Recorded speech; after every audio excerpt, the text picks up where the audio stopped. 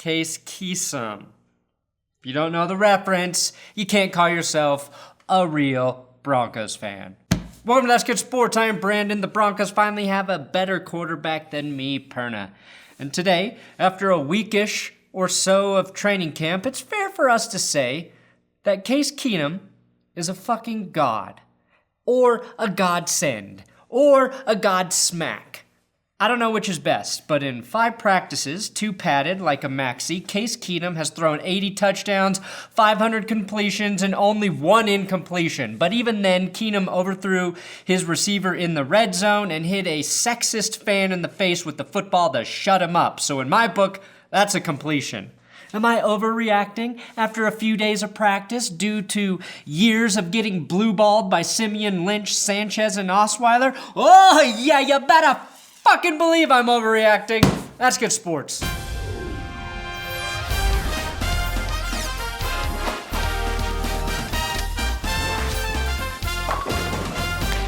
Please do subscribe to this YouTube channel. If you're already subbed here, there's a notification button. You click it, you get notified of things. Like when the stock market goes down, or when you need to pay your mortgage. I do have big dick Patreon shout outs for Tyler Biggerstaff, nice name, Justin Meridia, and Colin House for upping his monthly donation to $5 as well. All of those guys are now qualified for my monthly t-shirt giveaway on Patreon. Will Keys will start posting our football articles to Patreon, so you can read our words with your eyes there. Again, Patreon is how I make a living, and your support means more to me than Case Keenum means to the Broncos.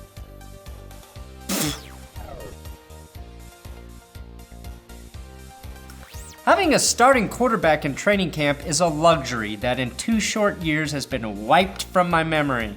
I gave Trevor Siemian the benefit of the doubt for a 2016 season that had at least enough for me to grasp on to strings of hope. I never saw enough from Paxton Lynch that got me excited because I watched a more religious version of Paxton Lynch in Tim Tebow.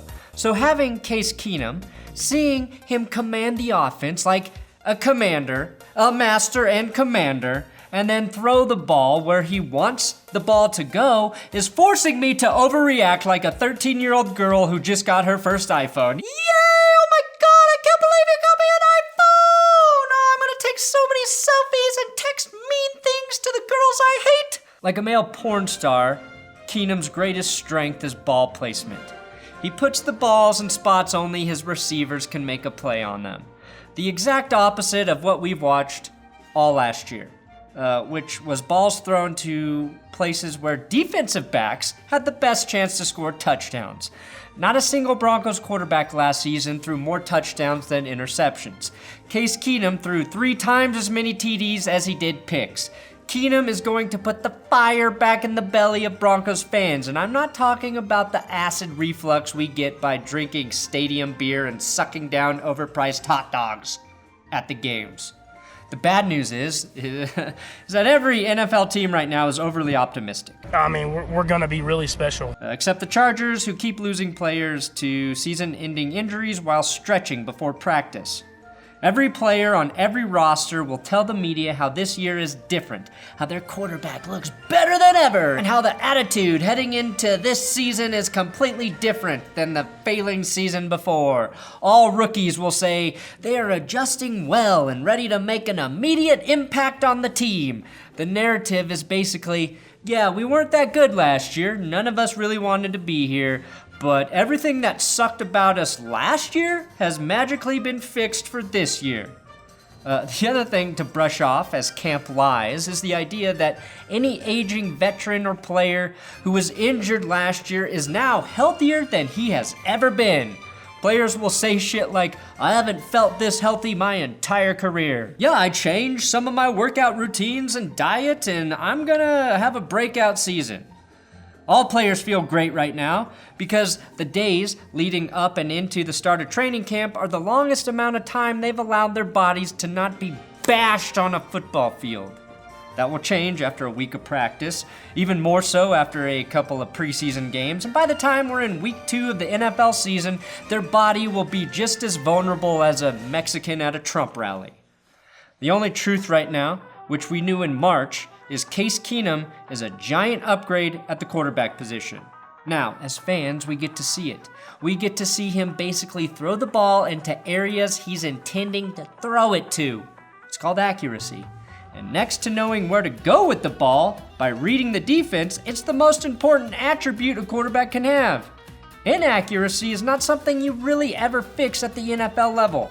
The same way you wouldn't solve your dietary problems at McDonald's. There's an air of optimism coming from Broncos camp that exceeds the normal level every team has in July and early August. I mean, we're going to be really special. The Broncos receivers know Keenum is going to make them better in 2018, so they're excited. The fans, the media, and the players can see Keenum is already doing things at the QB position that should give the Broncos a fighting chance to win more games this season, like give concussions to would-be pass rushers. He is the best quarterback in the league at giving defensive ends and outside linebackers concussions. That's what good high school football coaches teach their quarterbacks. Now, the only thing I believe, until we see a few games, is that Case Keenum is going to be as good as he was last year in Minnesota. I have no reason not to believe that. The Broncos still have, at the very least, a slightly above average team. Could be a very good team depending on the secondary, offensive line, and tight end group. When Derek Wolfe says the offensive line is a lot better than last year, I don't believe it. Not for a second. Not that Wolfe has ever done anything but be brutally honest, but until I watched that line with my own beautiful hazel green eyes, as my grandma calls them, lock down the edges against Joey Bosa, Melvin Ingram, Justin Houston, and Khalil Mack, I'm taking everything said right now by players, coaches, and media with a grain of cocaine. Just a grain of cocaine, though, enough to get me a little high. I want to be out of my mind ridiculously high on this team. I want to be Pulp Fiction level high. I want the offensive line to be as strong as a line of cocaine, or a rail, as we call it at Family Thanksgiving. The only thing that really matters right now is player health. If the Broncos can keep the majority of their players healthy for the start of the season, that will, next to Case Keenum, give them the best chance to win. Case Keenum deniers out there cite Stefon Diggs and Adam Thielen as the only reason he looked good last season. That's fucking stupid. QBs typically make receivers look good, not the other way around, except for maybe an amazing catch here and there. How many bad quarterbacks won Super Bowls because they had the best receivers in the league? Well, probably Tom Brady 5 times. But Diggs, Thielen, and tight end Kyle Rudolph, even though they were all great, I would argue that between Demaryius Thomas, Emmanuel Sanders, Courtland, Sutton, Deshaun Hamilton, Case Keenum will have more receiving weapons in Denver than he did in Minnesota, especially if Jake Butt plays to the level I believe he can play at, and I believe Bill Musgrave is going to let Keenum throw more than Pat Shurmur did.